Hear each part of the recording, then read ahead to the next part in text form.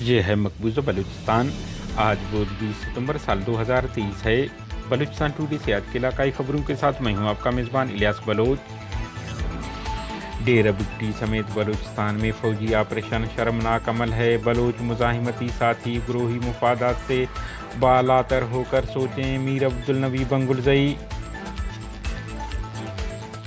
Quetta بروری road پر IFC check post پر دستی بم حملہ۔ تربت بحریہ کیمپ پر مسلح افراد کا حملہ، فورسز کو جانی مالی نقصان کا خدشہ۔ پنجگور میں پاکستانی فورسز کی چوکی پر حملے کی ذمہ داری قبول کرتے ہیں BLA۔ عوامی نیشنل پارٹی کے مرکزی رہنما ارباب غلام محمد قاسی نامعلوم افراد کے ہاتھوں قتل۔ ناش نیو کوچلاک پولیس کے حدود میں ویران میدانی قلعی شیخ جمال اٹوزئی سے ملی۔ کوئٹہ شاعر گلزمین مبارک قاضی کی یاد میں ریلی، غائبانہ نماز جنازہ ادا۔ ادھر گوادر میں شمع روشن کیے گئے۔ مبارک قاضی کی 50 سالہ شاعری انقلاب اور مزاحمت سے وابستہ ہے اور شاعری کا سفر بلوچ کے رنگ میں رچا ہے، اس لیے آج ان کی وفات پر بلوچ قوم سوگ میں ہے۔ Doctor Naseem Baloch, chairman Baloch national movement. Chaman میں قابض IFC بیل افغانستان لے جانے والے افراد پر فائرنگ کر کے 3 کو زخمی کر دیا۔ جوابی فائرنگ میں 2 اہلکار زخمی ہو گئے۔ کوہلو زکریہ اور طارق مسیح کی قتل بعد ان کی والدہ صدمے سے پاگل ہو گئیں۔ ملزمان ابھی تک دندناتے پھر رہے ہیں۔ سیاسی سماجی حلقوں کی مذمت۔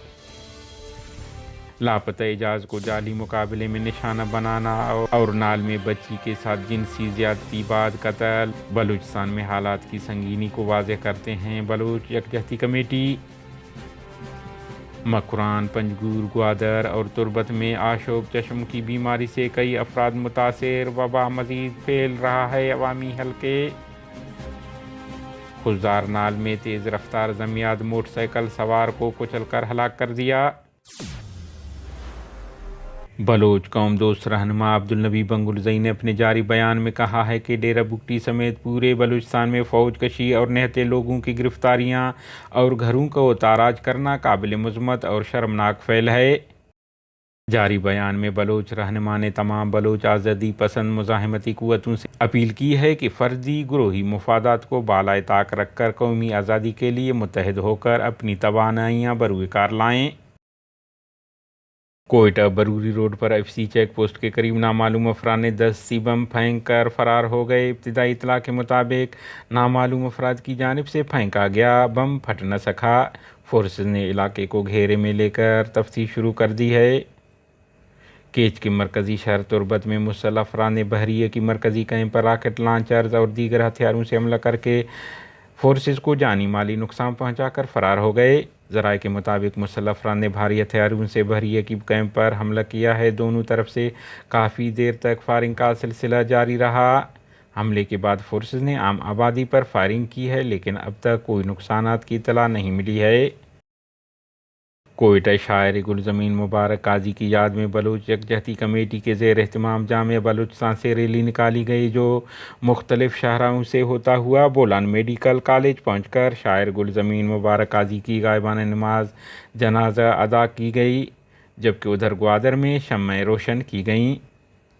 بلوچ لبریشن آرمی کے ترجمان آزاد بلوچ نے جاری بیان میں کہا ہے کہ گزشتہ شب ہمارے سرمچاروں نے پنجگور میں رکشام پل پر قائم پاکستانی فورس چوکی پر راکٹ داغے۔